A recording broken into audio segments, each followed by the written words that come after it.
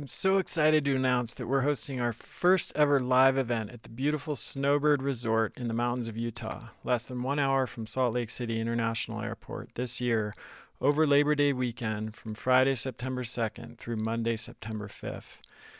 Let's face it, it's been a hard couple of years. The stress of the virus, the lockdowns, the isolation, the 24/7 news cycle, the polarization, the supply chain issues, our lives have been disrupted in so many fundamental ways. While some of these issues remain, I think most of you would agree that they've lessened in intensity and the impacts of the pandemic are, thankfully, starting to recede. So it's time for us to come together as a community to connect, relax, recharge, laugh, play, and celebrate this amazing life that we get to live. And to do that in person in the pristine mountains of Utah, one of the most beautiful and breathtaking places in the world.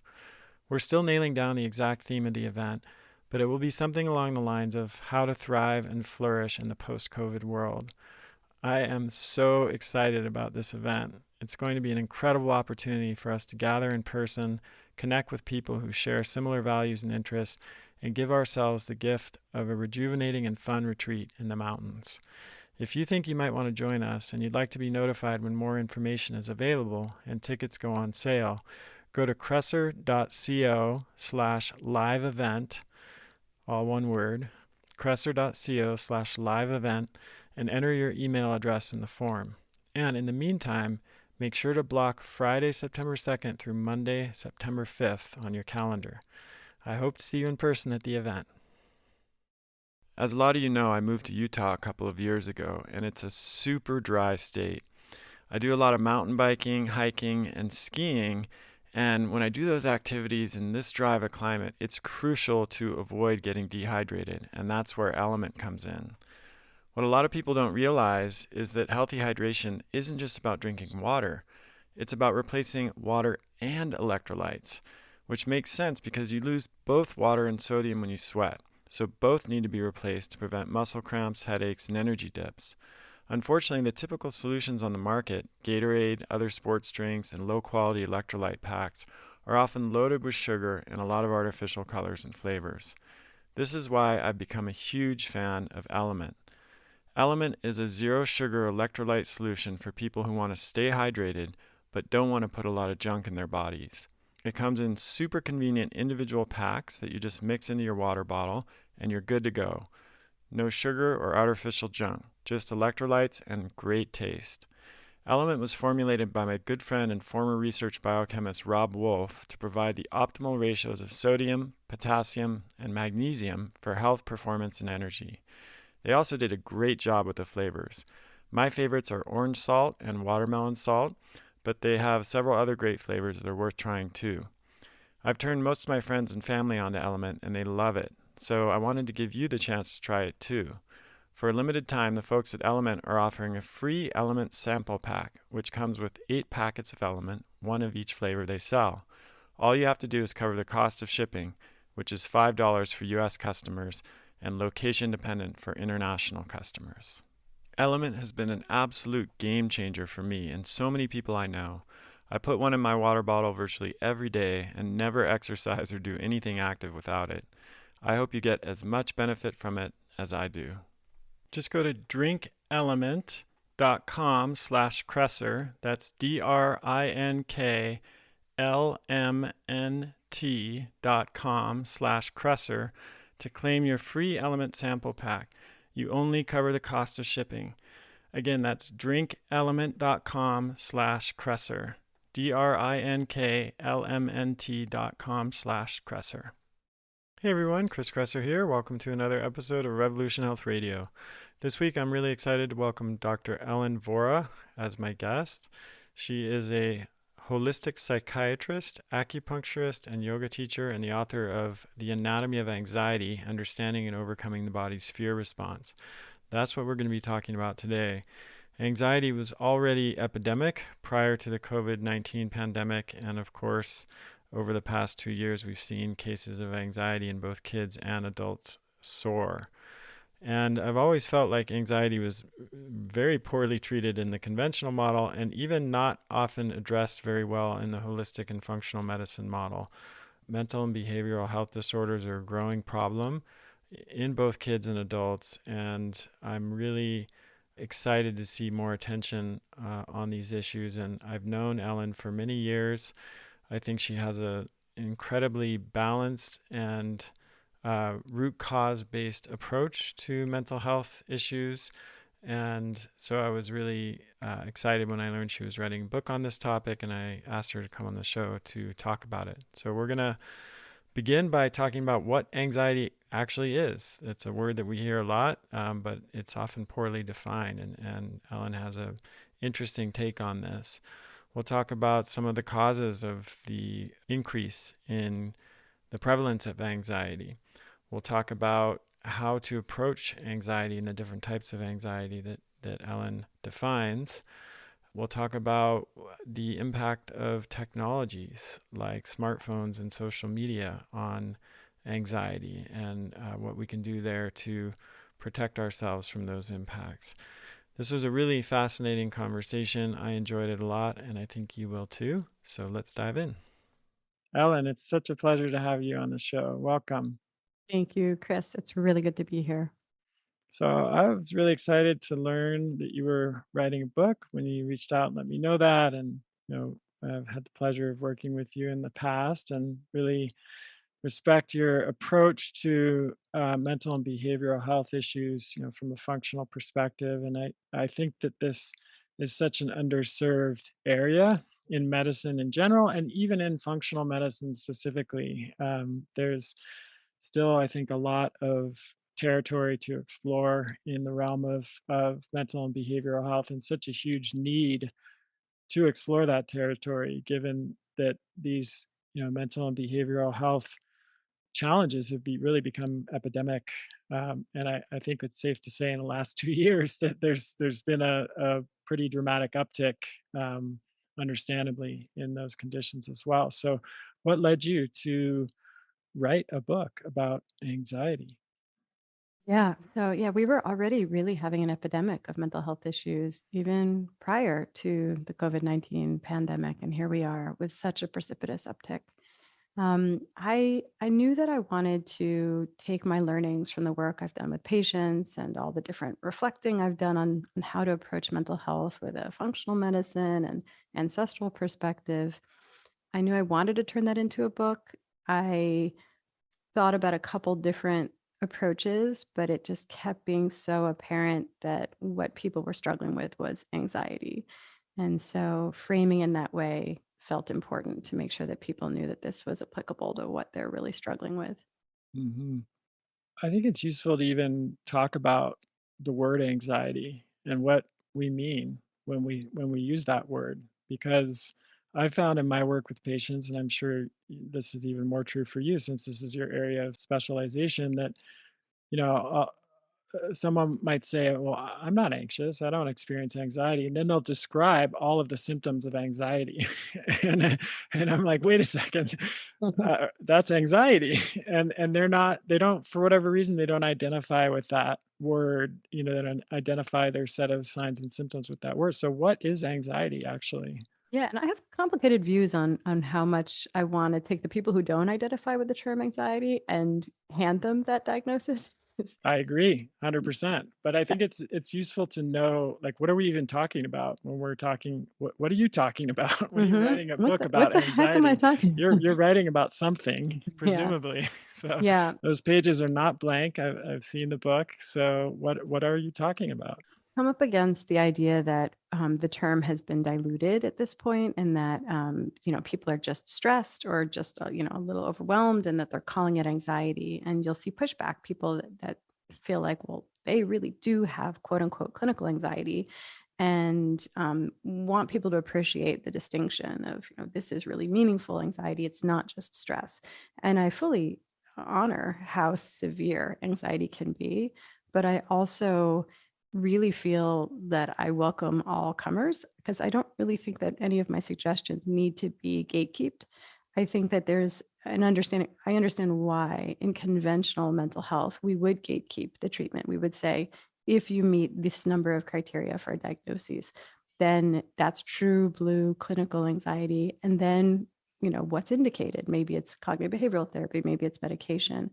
When I'm coming up with functional medicine strategies around nutrition and gut health and diet and lifestyle modifications. It's all safe, it's affordable, it's accessible. And so, really, anybody who has a subjective experience of anxiety, whether that's a little bit of social anxiety, whether it's frequent panic attacks, whether it's just muscle tension or worry or racing ruminative thoughts when they're falling asleep at night, to me, that's all appropriate for coming to this approach. And there's nothing to gatekeep about it. And so it can be really mild, it can be really severe. And the book is hopefully helpful for everybody. Let's approach this a little bit differently. Some words that have already emerged in this conversation: anxiety, stress, and then another word is fear. So maybe we could talk a little bit about the differences between those terms as a way of kind of contextualizing what anxiety is or how we're defining anxiety. Yeah. So part of what I break down is this idea of true and false anxiety, which we'll go into in a moment. But what I think is really at the heart of true anxiety is that human beings are hardwired to try to promote survival. And a piece of that is fear. It's not what's wrong with us, it's really what's right with us. And it's a way of being in a state of anticipating negative potential consequences and staying vigilant and staying aware. And it's an adaptation. And I think where we are in modern life right now is that there's a lot of interesting inputs that are driving our fear response. And it can be everything from the fact that we're not just aware of what's going on in our immediate village, but we are aware of what's going on in every village across the globe. And even the fact that marketing has figured out to prey on our fear response to get us to buy something we don't necessarily need. So we're really bathed in things that are telling us there's a reason to be afraid. So I think we're almost spending too much time in that fear response, and not necessarily for appropriate reasons. And sometimes, I mean, in the world living in right now, sometimes it's absolutely indicated to be in a fear response. So anxiety is not always pathologic, but we just want to be aware of what inputs we're giving to that fear response.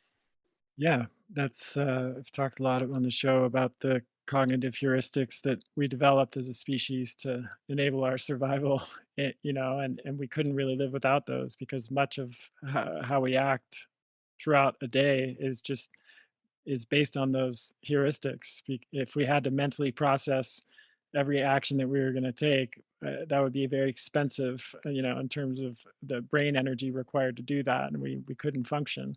And negativity bias, which you were alluding to there, is definitely something that was adaptive in a natural environment where we're only thinking about the kind of most immediate threats around us. Are we being stalked by a predator? Is there somebody that we're competing with for resources? Is there some other natural disaster or threat that's going to harm us? We're not thinking about global geopolitical, macroeconomic factors and, protests that are happening in another country and how those will impact us and all of the various things that we can be tracking now with the internet and social media and 24/7 news cycle, etc.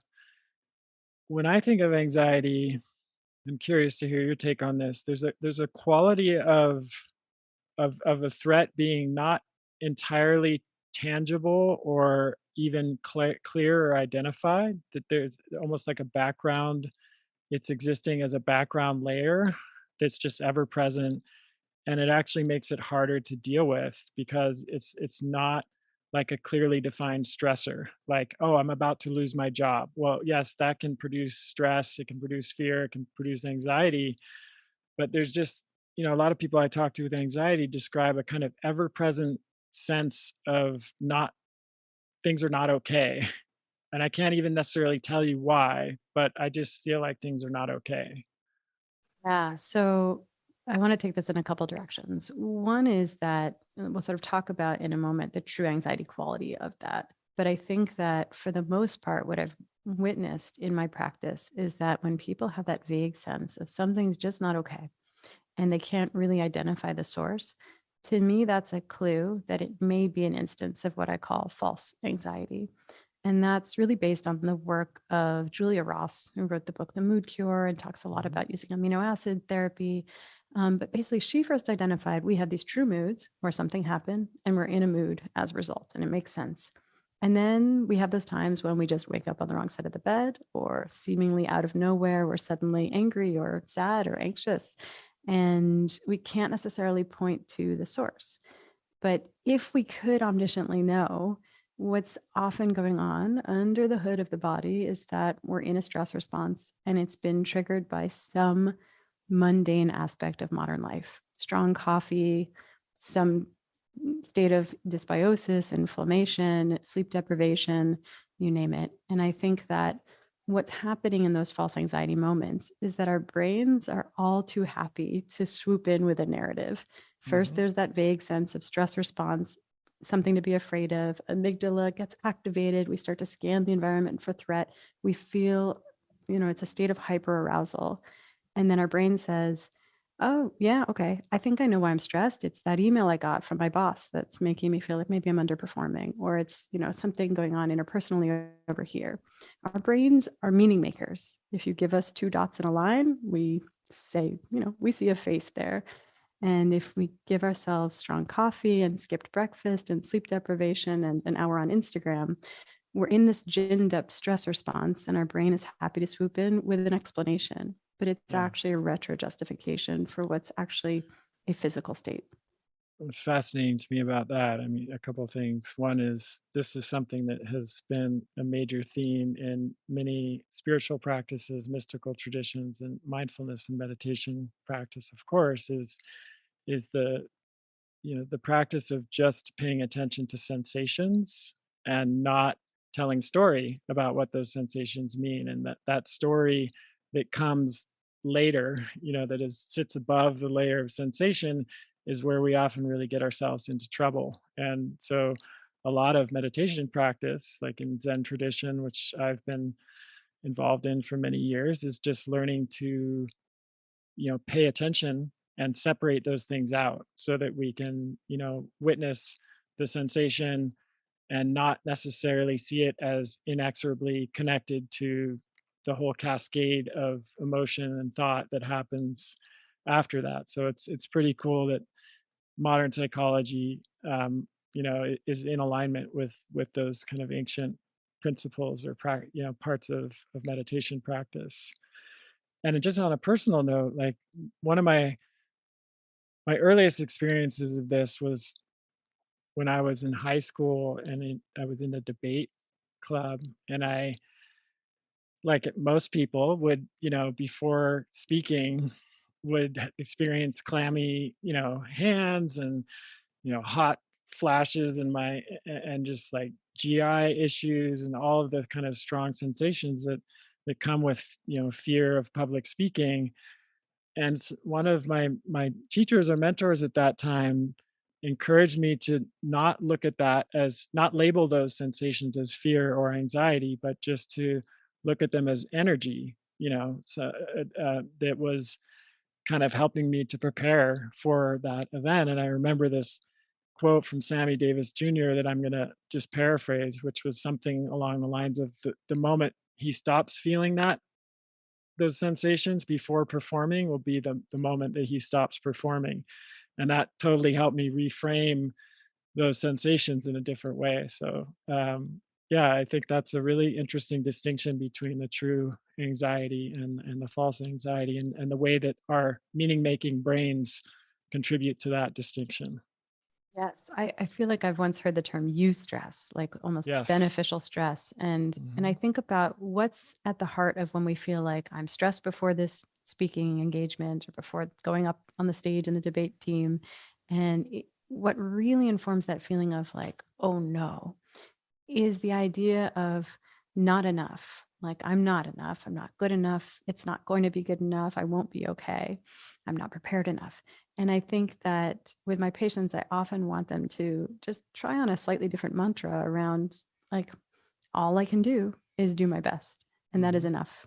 And it might go terribly, but if I showed up and did my reasonable best, it's not a failure. There's learnings in the ways it didn't go well, but it's enough.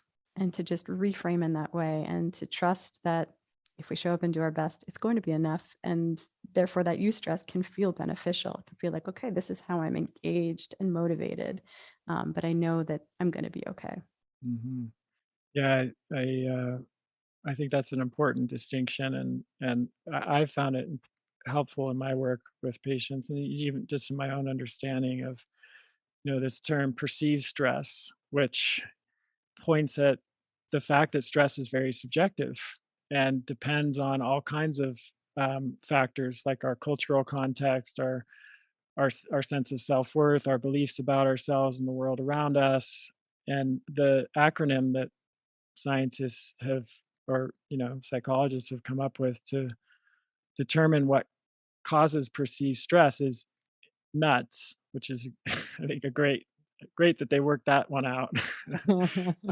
N is for novelty, U is for unpredictability, T is for threat to ego or sense of self, which you were just getting at there, and S is loss of a sense of control.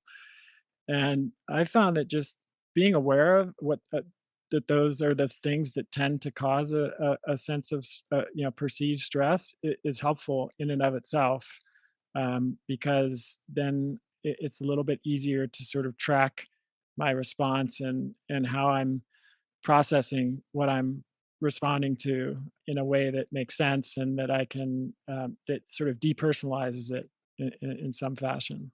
Yeah, I think that's so fantastic. And it obviously connects to, especially in the earlier moments of the pandemic, but really throughout, how that was so triggering for so many of us because it really checked a lot of those boxes and really left a lot of us reeling. Yeah. So I imagine, you tell me if this is true, that there's not a fine, hard line between true anxiety and false anxiety, and it really exists more on a spectrum, like most things. And one thing I'm very curious about where you place it on this spectrum is technology, and in particular, smartphones, social media, uh, video games, and some of the technologies that have become so prevalent in our lives. It seems to me that it could easily fall into both categories just because of what we know about the actual neurological effects that something like, scrolling endlessly through a feed has, or, you know, checking Instagram incessantly to see if your photo has been liked, as many times as you would hope. And these things are, where technology is the medium, but they're plugging into very deep rooted, human needs and fear of like being excommunicated from the tribe, and like really core kind of survival stuff that could trigger what would what would feel like true anxiety. But on the other hand, a lot of it was just kind of generated by interacting with a technological device in a certain way. Like and if you hadn't done that, you wouldn't have that stress. So is it, or anxiety? So is it really true, or is it false? Is it both? Yeah, technology is absolutely at the interface of both. And there's some pretty clear cut ways that it generates false anxiety. You think about bringing the phone into the bedroom at night and Hmm. the exposure to blue spectrum light from the phone screen suppressing melatonin and disrupting circadian rhythm, the fact that many apps don't have a natural stopping point, so we'll scroll endlessly and stay up later than we otherwise would, so we're getting overtired where it's contributing to chronic sleep deprivation.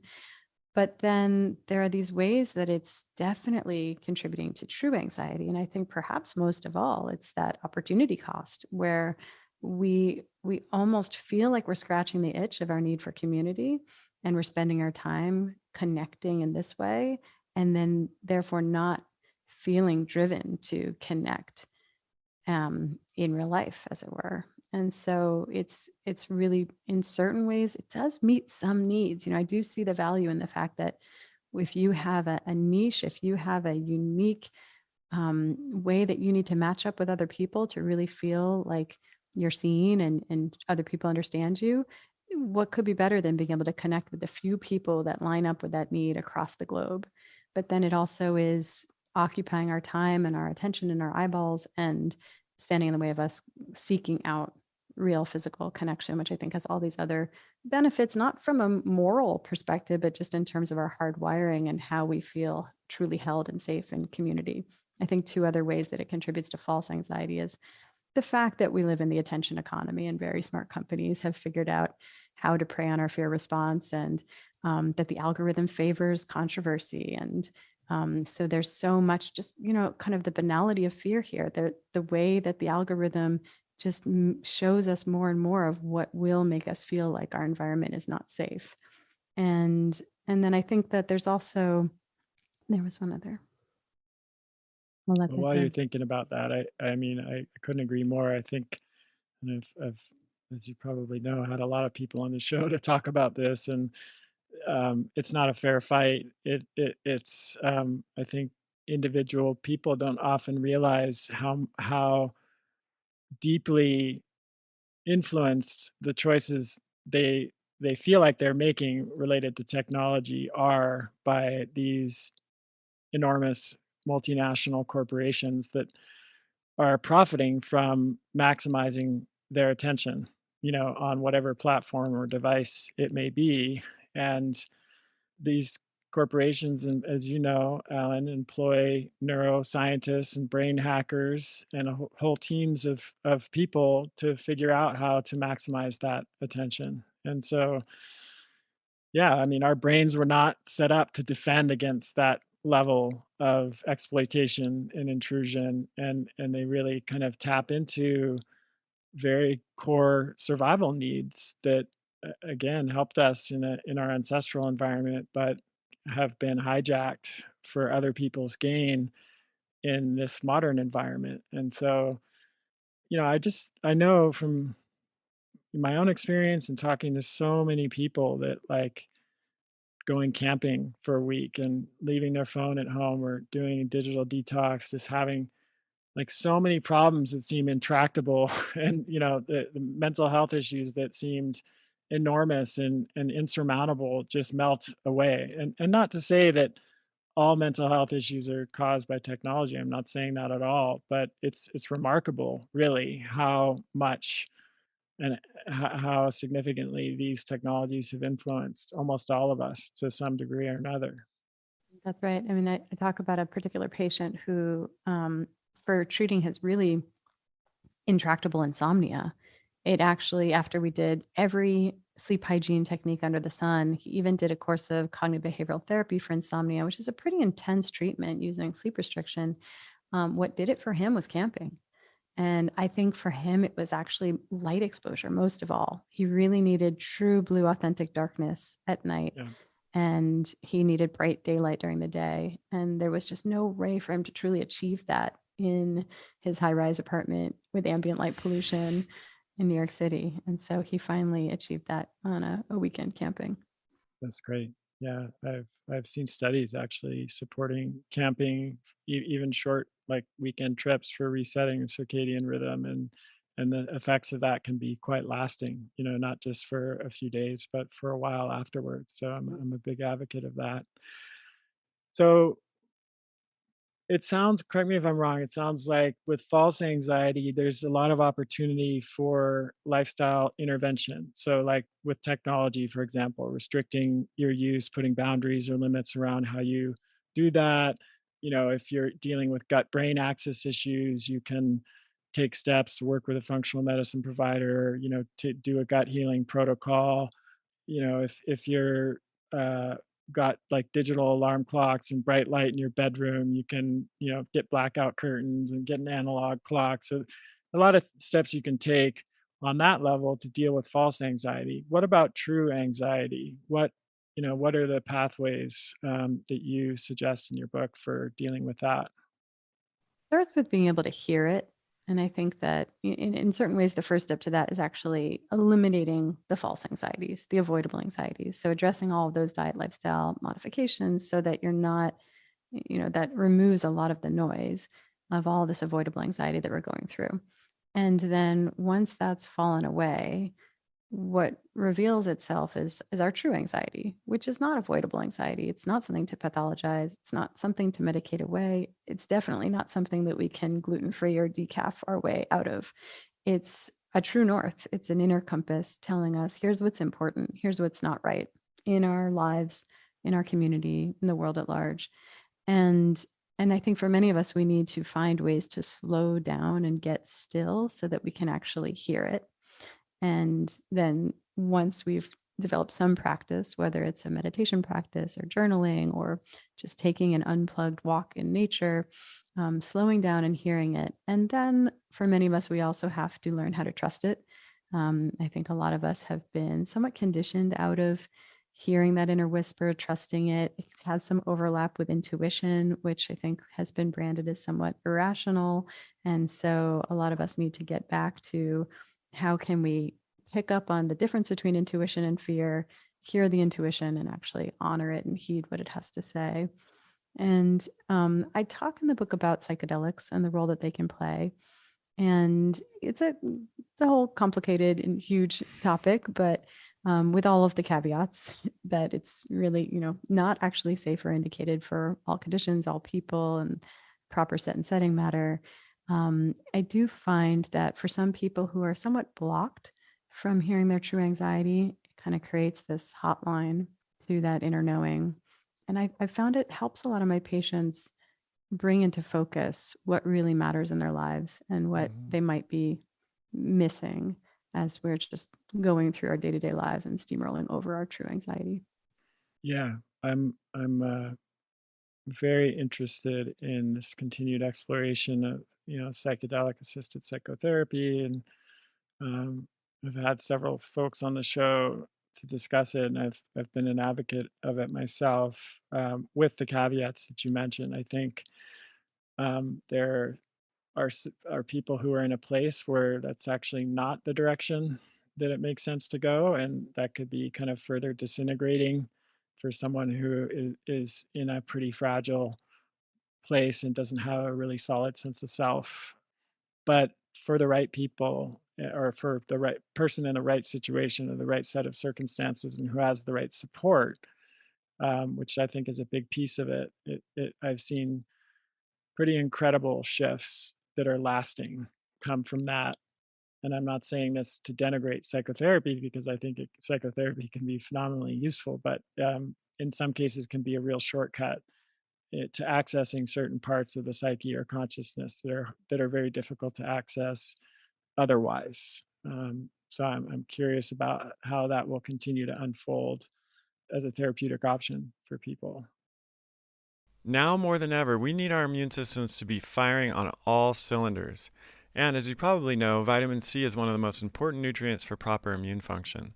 Sadly, most people don't get enough vitamin C in their diet. And while some do take multivitamins with C or individual vitamin C supplements, those aren't always a great choice either.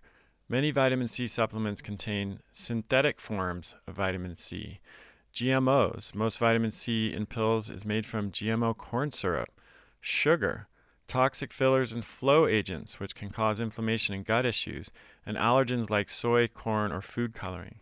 This is why I recommend whole food forms of vitamin C, which contain the full spectrum of vitamin C activity without GMOs or other junk. And my favorite whole food vitamin C product is Essential C from Paleo Valley. I love that Paleo Valley is dedicated to using the highest quality ingredients. All of their products are ethically sourced, grain-free, soy-free, dairy-free, non-GMO, and contain nothing synthetic. And their Essential C complex is no different.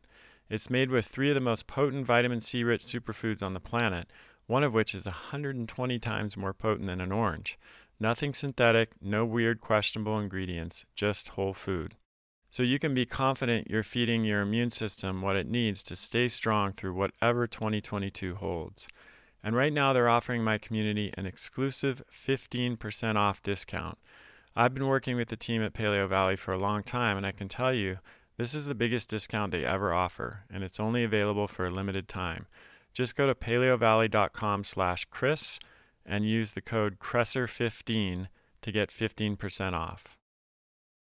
Yeah, I mean, I think the reasons why and the ways that psychedelics are beneficial are interesting, and they help in some of the standard ways that we're all familiar with. They're anti-inflammatory, some of them. They increase BDNF or brain drive Yeah. neurotrophic factor, increase neuroplasticity and neurogenesis. They're active at the 5-HT2A serotonergic receptors. But I'm most intrigued by the ways they work that's different than our current standard of care. And in certain ways has overlap with when psychotherapy really does work. The reasons why it works have more to do with our fundamental human needs for connection and feeling heard and seen and witnessed and held than perhaps any particular discipline or technique of psychotherapy. And I think sometimes the reason psychedelics work is that it creates such a state of awe and gratitude and a feeling of being able to trust or surrender to feel kind of guided or loved on some broader, somewhat intangible way. That is, I think, deeply therapeutic, and it's so doesn't come easy in our modern world. And so it's interesting. Absolutely. And there's research to back that up. That's the mystical experience hypothesis, that the degree to which you have a peak mystical experience in a psychedelic ceremony, that correlates with the enduring antidepressant benefit. Absolutely. And yeah, I think it's a place where we have a lot more to learn. And I'm glad to see that real research is being done by like people like MAPS, and that the door is now open for more of that to happen, because I think whenever there's a new therapy like this, you have a mixed, you have a risk of just, oh, this is now a panacea. Well, everybody should do it. It will solve all problems. It was kind of like fecal transplants went through that honeymoon phase. And I think now we've reached a more balanced place with like when those are appropriate and when they're not, and what the upsides and downsides are. And, I see probably getting to a similar place with psychedelic assisted psychotherapy or therapeutic approaches, but definitely a lot of potential there. And I even want when to, it does work, it's it's 10% is the psychedelic ceremony itself. It's 90% exactly. the fodder it creates for ongoing integration work. And that's, I think, one of the downsides and risks is that, I mean, the way I've often described it to people is like psychedelics can open a door, but you have to ultimately walk through that door. And what I see sometimes from people is a lot of door opening and not a lot of going through the door, which can become, because the door opening is the exciting part and the revelatory part, and it's a part that is easy to get enamored with and addicted to in some way. Whereas the harder part, but actually the more transformative part, is the walking through the door, and that's just the day to day work that is required to do that. And it's not the sexy or as fun as the door opening. So I think that's we're probably on a pretty similar page there as far as how these can be used. I want to rewind a little bit to something that you kind of alluded to in terms of the relationship between anxiety and how much of that is internally even with true anxiety, how much of that is internally generated versus that's not the right way to say it. How much of that is individual versus how much of that is best understood as the individual in an ecosystem.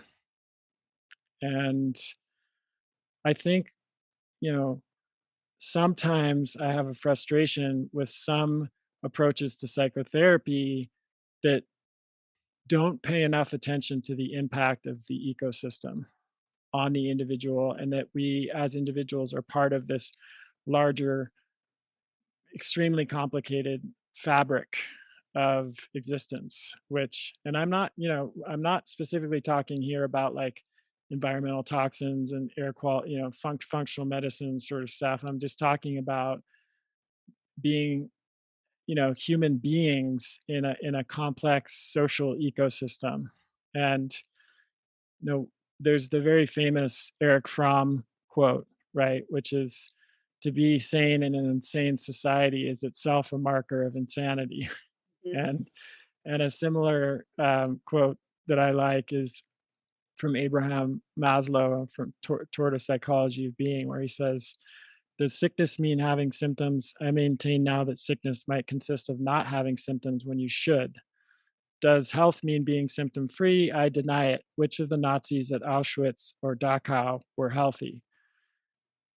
So the point there is maybe in some cases anxiety is actually an appropriate response to a really messed up situation that we're living in. Maybe people who have anxiety are tuning into something that other people are not tuning into.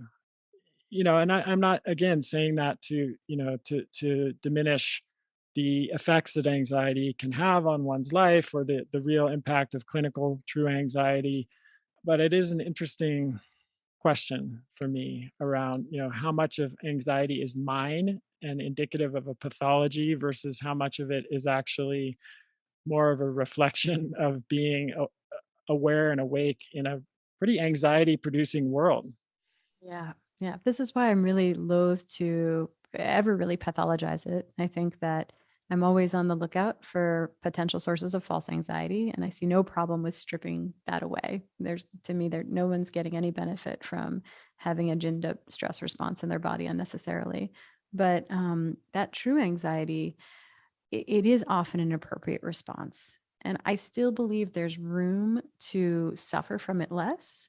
Part of that is uh, giving ourselves compassion for why we're feeling that way. And part of that is transmuting some of that feeling of I'm helplessly sitting here just in a swirl of rumination about something that doesn't feel right in the world. And I'm taking steps to help on Yeah. any small scale. And then that can transmute the feeling into one of purpose. But I think even this, like our sensitivity to our ecosystem, we exist along a spectrum there. And I think for good reason.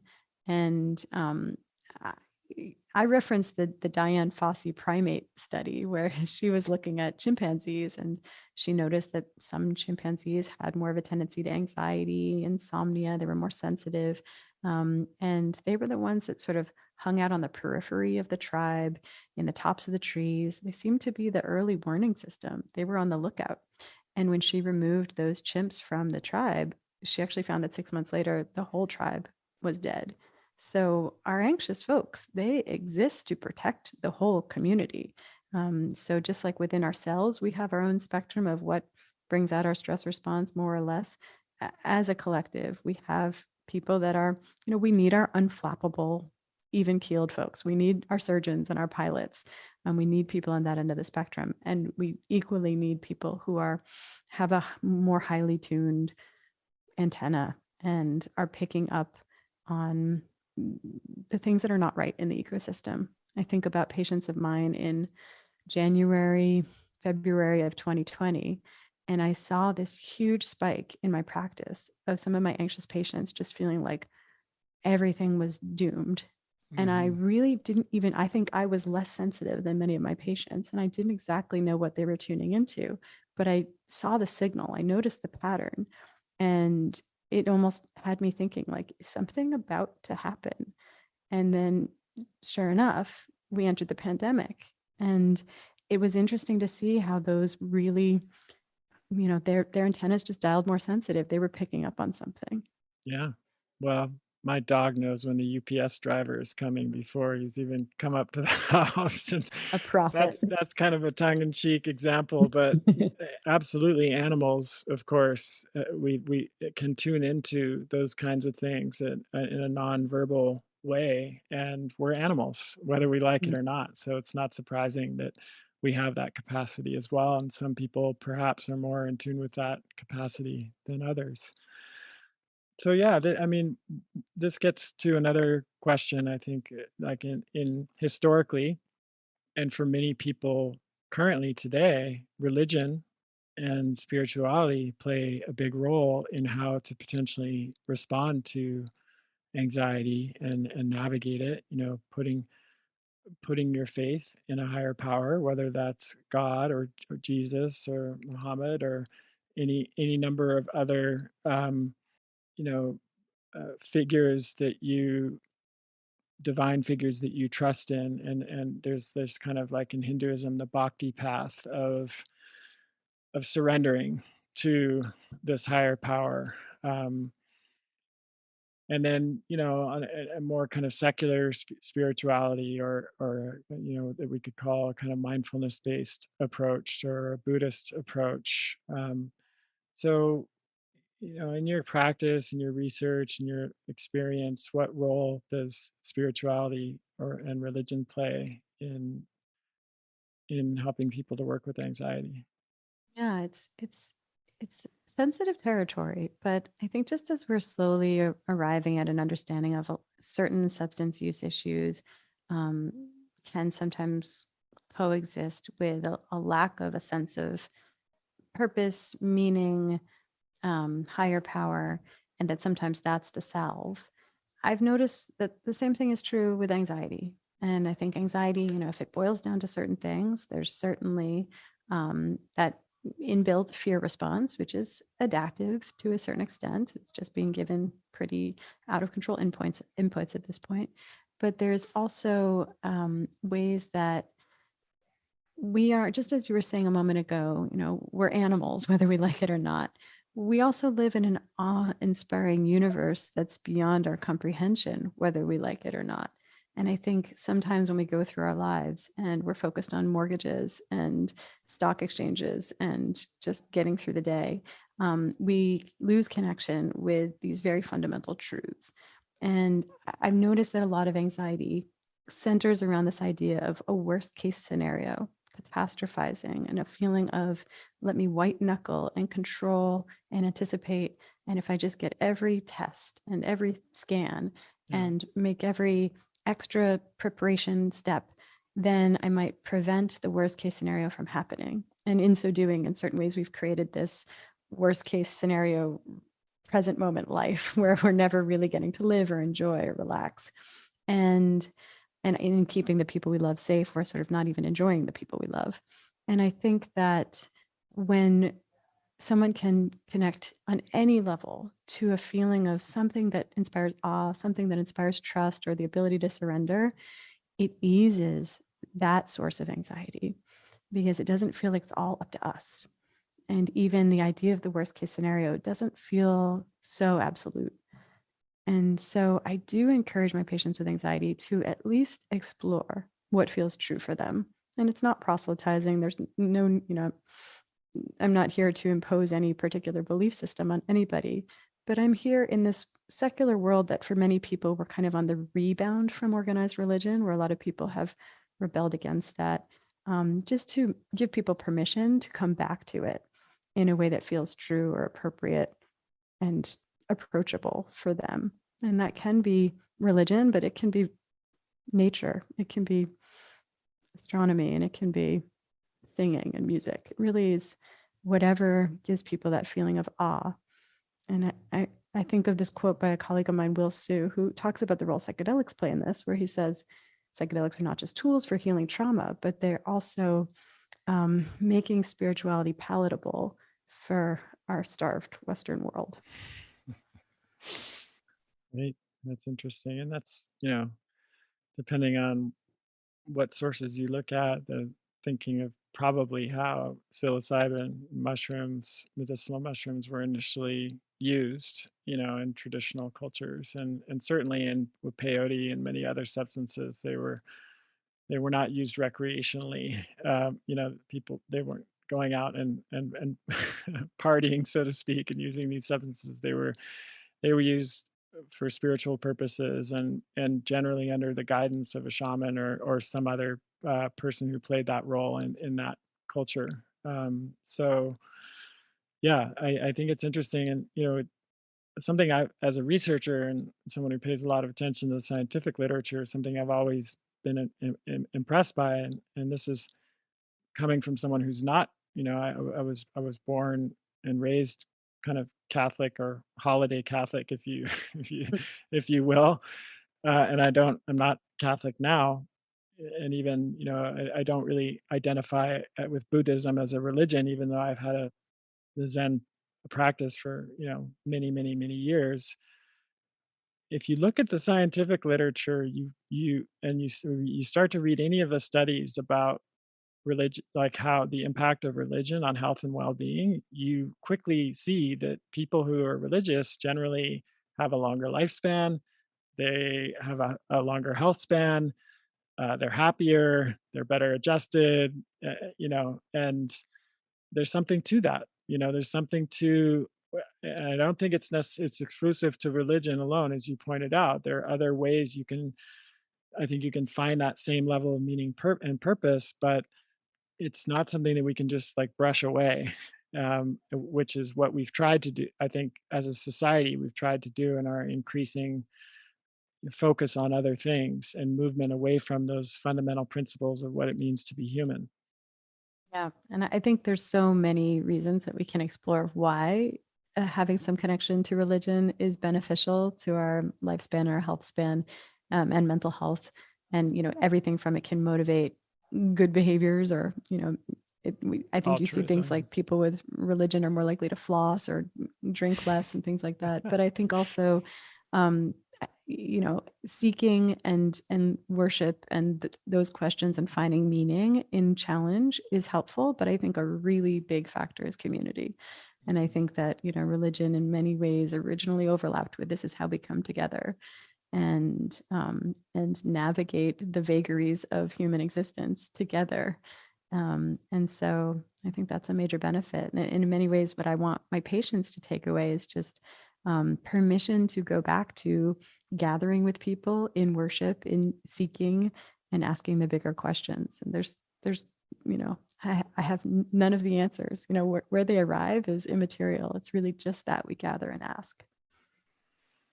This has been such a fantastic conversation. I always enjoy chatting with you, and I'm really excited about your book, The Anatomy of Anxiety: Understanding and Overcoming the Body's Fear Response, which will be out by the time that this podcast airs, I believe. The release date is March 15th. So, where can people learn more about the book and about your work? Best place is probably Instagram. I'm at Ellen Vora MD, and my website is ellenvora.com. Great. Well, good luck with the book. I think it's really couldn't be better timing.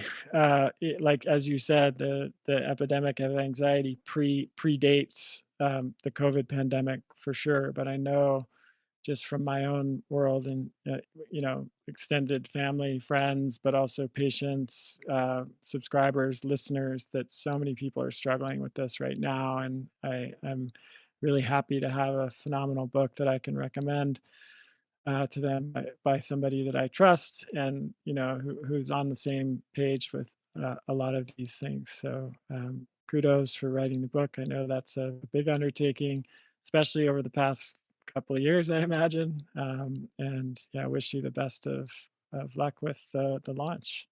Yes, thank you so much. And just an expression of gratitude to you. It really all started with you. You were my original mentor in the functional medicine space. And I have so much gratitude and appreciation for the quality of content you put out in the world. Thank you for what you do.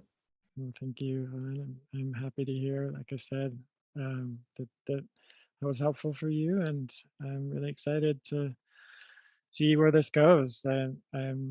Yeah, I think there's so much, like I said in the beginning of the conversation, there's so much opportunity for growth here, and that's something that I think we touched on throughout the show, is that anything like anxiety or fear or any challenging situation that we face, like there's always a seed of opportunity for growth and evolution there, and that um, if we're willing to use it that way. And I think your book is a great entry point for people who are experiencing this to kind of explore how this can actually be a positive experience, and like you said, not a pathology, not something that's broken, not something that necessarily needs to be fixed, but a pathway for more self-awareness and understanding and growth and evolution.